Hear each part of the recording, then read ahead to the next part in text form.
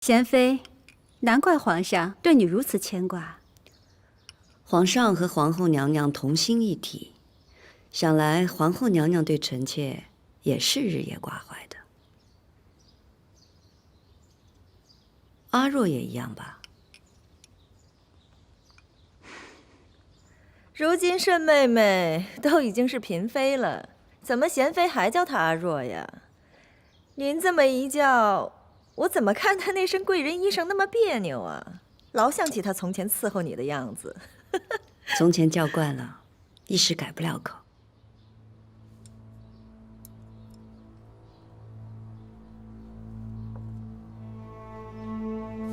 好，慎贵人，你是该饮酒尽兴。如意为慎贵人的救主，如今沉冤得雪，今天的家宴也算是为如意热闹热闹。慎贵人身为旧仆，理应同庆。是，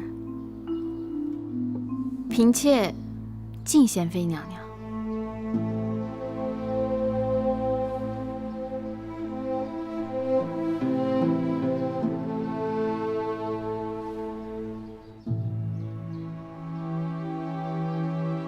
好，慎贵人，看你为贤妃如此高兴，朕也高兴。即日起，封慎贵人为慎嫔吧。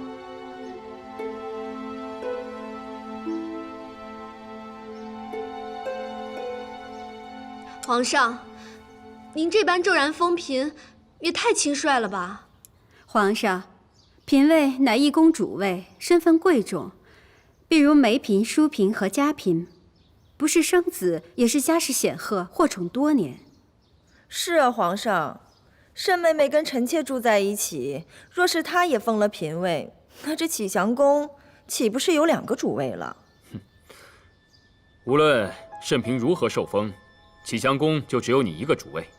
为表尊卑有别，慎嫔的册封礼就免了吧。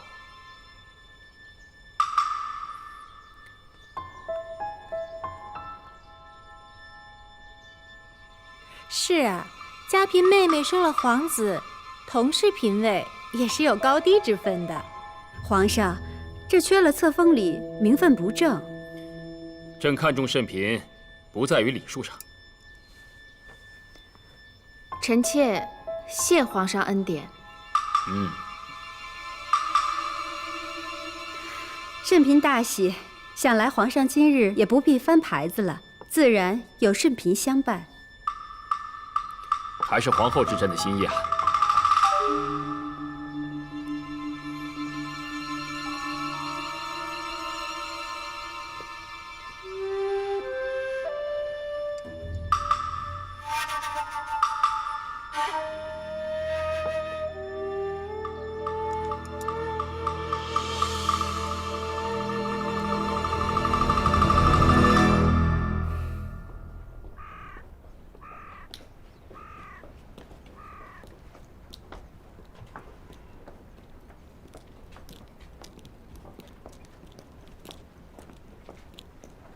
站住！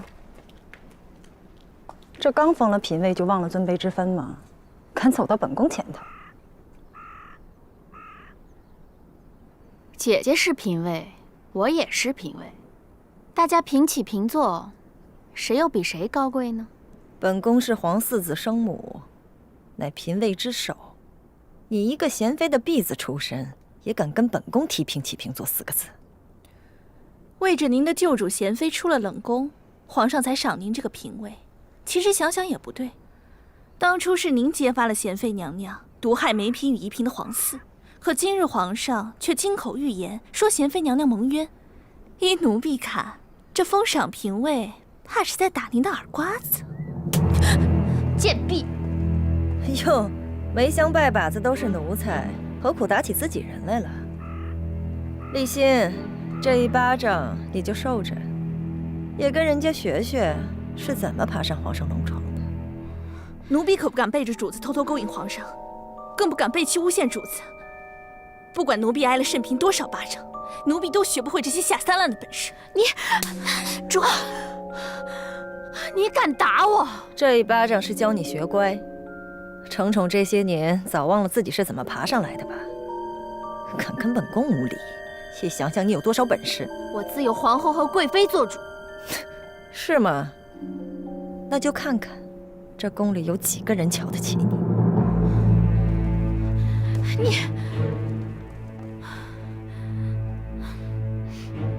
人人都瞧不起我，即便我已经封了嫔位，在他们眼里，我依旧是个贱婢。主儿，别往心里去，他就是嫉妒你。今儿是您封嫔的大喜日子，这晚上还要侍寝呢，咱们回宫去，奴婢给您拿鸡蛋揉揉脸啊。走吧。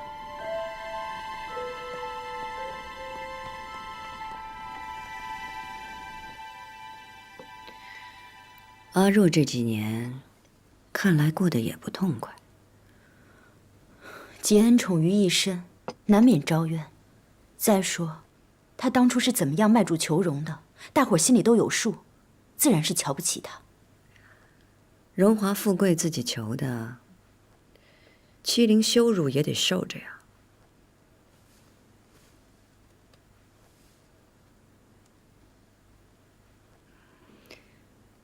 晚点的时候你吃了这么多，现在又吃，你不怕撑着吗？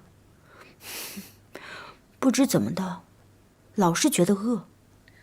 你吃那么多，肚子越发大了。反正呢，这身子是见不了人了，不多吃一点，怕亏了孩子，那样更不值得。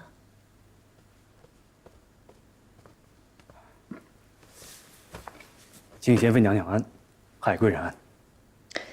姜太医，海贵人的食量大得让我担心，不知道她怎么了。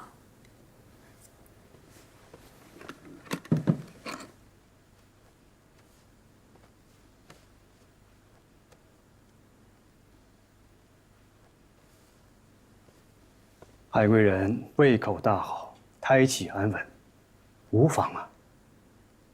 不过，这胎体看着确实要比旁人同月份的大了许多。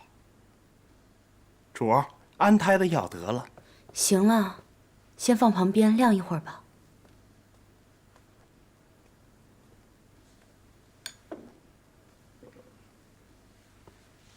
敢问贵人，可是按着微臣开的药方子吃的药啊？自然是了，有什么不妥吗？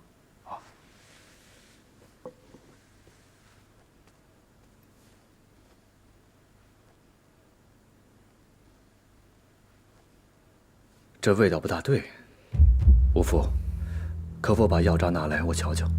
就在外边呢，小的这就去拿。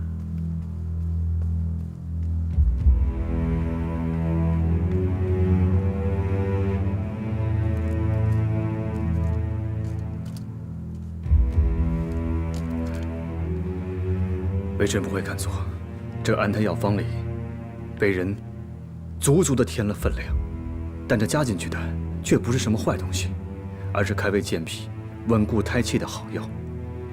只不过，比微臣开的量多了些。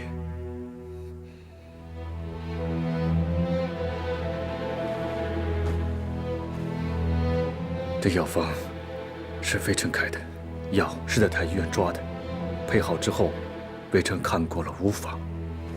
主明鉴，奴才从太医院领了药来，就小心谨慎，从煎药到端到主跟前儿，都没有旁人插手啊。这安胎组方被人调了比例，这药性便会偏重于稳固胎气。贵人本就气虚，吃了这样的药，龙胎虽无碍，可是这母体身上的精血就会被胎体所吸收，母体会变弱，龙胎过壮。等到生产的时候，贵人恐怕要吃苦头了。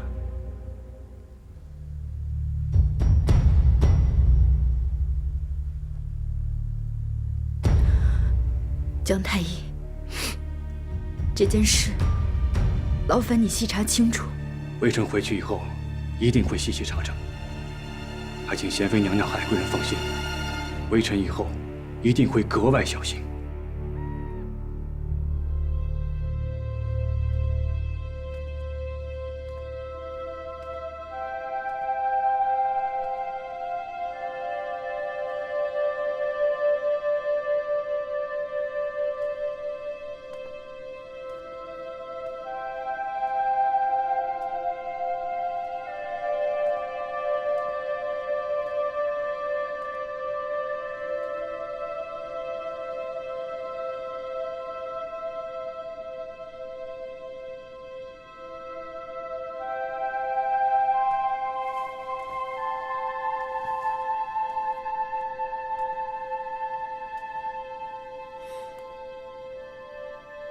你干什么？臣妾是来侍奉皇上的，求皇上许臣妾侍寝。你侍寝几年了，自然应该知道你侍寝的规矩。怎么，你想按进士房那套来办啊？皇上，臣妾侍寝3年，可皇上不曾碰过臣妾，这么久了，就让臣妾伺候您一回吧。你一心想成为朕的女人，求人得人，朕许了你，也给了你尊荣位分。从此以后，你生是紫禁城的人，死是紫禁城的鬼，老死都逃不出。你可知道这些年，朕为何不碰你吗？臣妾愚昧。朕留你在身边，对你宠爱，自然有留你的用处。但你别忘了，你永远是娴妃的奴婢，是朕的奴婢。人前人后，别失了分寸。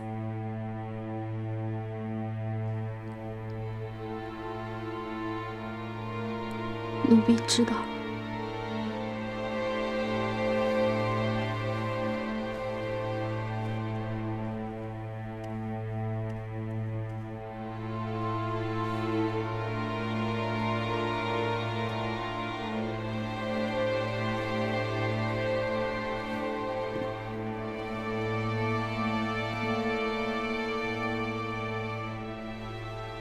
挨了谁的打？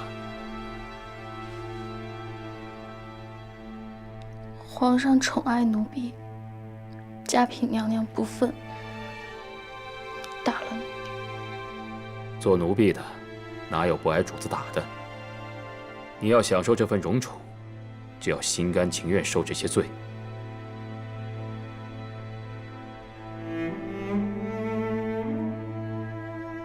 求皇上给奴婢一个明白，皇上为何要这样待奴婢？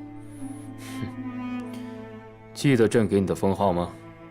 慎，就是要你谨小慎微的度日。你该念着朕对你的好，若不是朕宠着你，你早就不知折在什么人手里了。皇上是不是觉得是奴婢冤枉了娴妃，要折磨奴婢，替娴妃出气？哼，出气？娴妃自会找你出气。朕今日要明白的问你，当日是谁指使你的？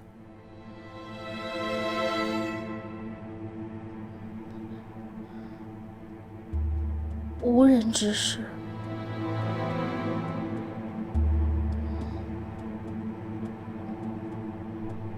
是娴妃有罪。哦，是这样。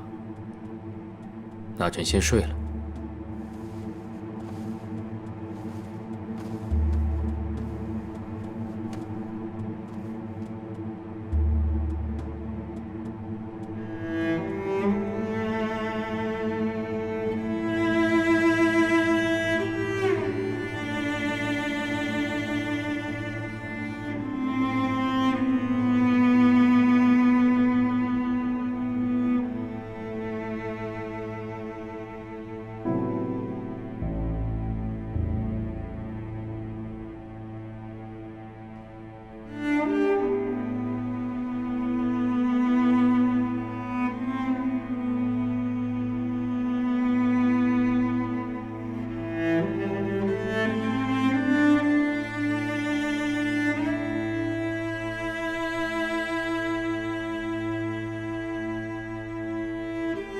皇上，时辰到了。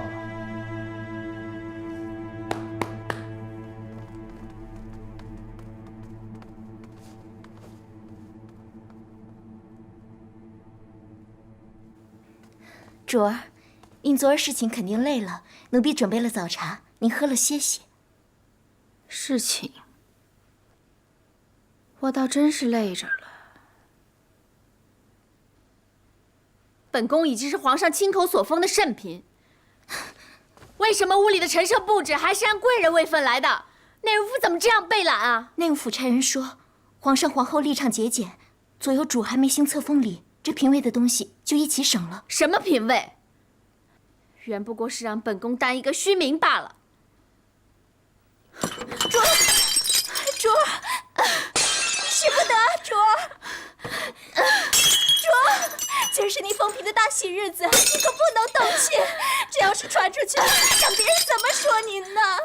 本宫是圣嫔，本宫的东西，本宫想砸就砸，谁又能拿本宫怎么样？主儿，主儿，使不得，使不得，主儿。这是您封贵人的时候，皇上亲赏您的，这不能摔。您要是真生气，你就打奴婢也好，可断断不能伤了你和皇上的情分呀。主儿，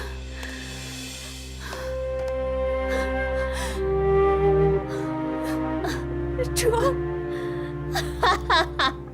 主儿，皇上心里还有本宫这个人吗？本宫不过就是个玩意儿，任人作践。主儿，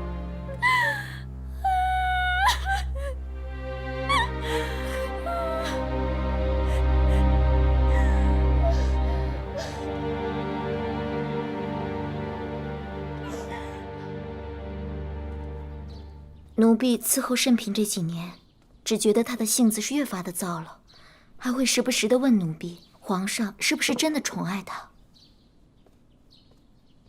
他也算恩宠不衰，还想怎样？皇上虽然宠她，可昨天的立冬家宴上，一口一个主仆，分明是瞧不上圣嫔。是啊，皇上还说，以前的贤妃是蒙冤的呢。你先回去吧。圣嫔若有什么动静，记得随时来汇报。是。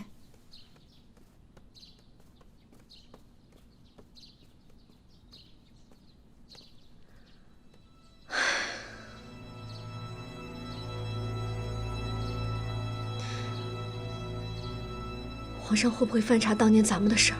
如今贤妃放出来了，皇上自然要找个借口说贤妃蒙冤，否则怎会让人信服呢？实在不行，就把阿若顶出去，左右坐实了他卖主的名声。可圣嫔不会咬出咱们来吗？他阿玛在我阿玛手底下当差，只要挟持住了贵夺，他就不敢说什么。不是他做的，他都得咽下去。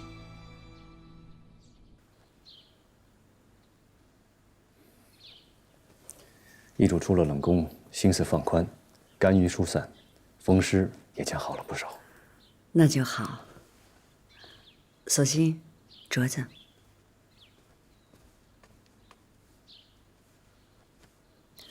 江玉斌，你去宫外找一个靠得住的人，把里边的零零香剔干净，之后本宫再戴上，免得皇后娘娘疑心。是。主儿，玉壶姑姑来了，快请她进来。奴婢玉壶，请贤主安。贤主，奴婢此来是为冷宫侍卫凌云彻调度之事。如今有坤宁宫和圆明园2处侍卫有缺，不知您意下如何？坤宁宫是帝后大婚所居之处，自顺治朝后就成了萨满敬神的地方，倒是一个安闲的好去处。那奴婢去安排。不过，便是没有贤主为凌云彻求恩典，皇上也会封赏他的。为何？因为贤主儿进冷宫时，皇上曾吩咐奴婢寻得凌云彻与赵九霄2人护住您的性命。自然了，凌云彻与赵九霄2人也是功不可没，尤其是凌云彻，几次意外之下救了您的性命，奴婢对此也是感激不尽。皇上心中一直牵挂贤主，否则海贵人调度姜太医之事，怎会如此轻易又无人察觉？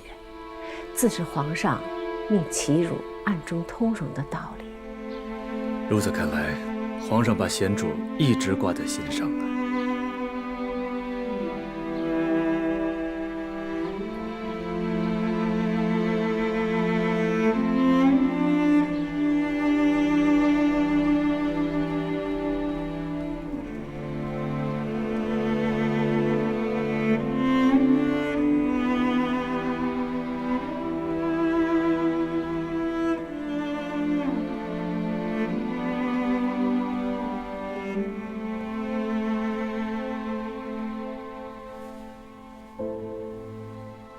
这幅画在郎世宁那儿放了许久，如今才拿了回来。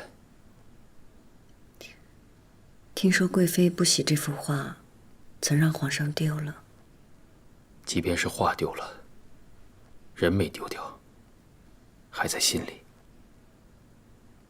朕总想起青樱，青樱那时候还活得自在些，而如意在冷宫艰难度日，单是女工就编了326条烙子，手帕绣了112块。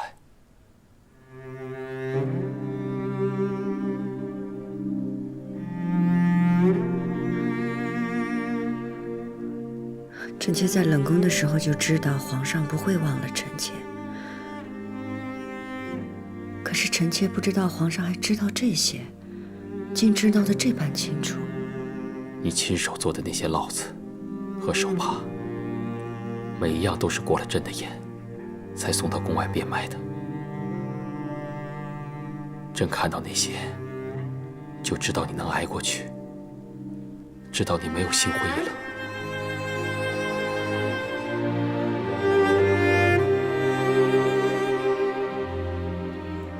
那些凌霄花在冷宫开得出来吗？有没有让你安慰一些？每年都开，开得极好。皇上还派人护住了臣妾的性命。玉壶告诉你的。这凌霄一火还能够治伤痛。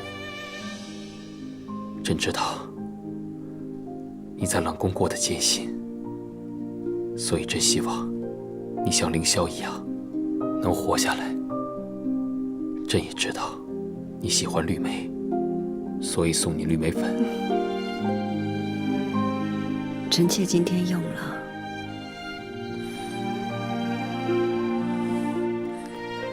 这莓粉清香与你最相宜。你和朕说过，就算再贵重的身外花物，都抵不过绝境中不会放开你的那双手。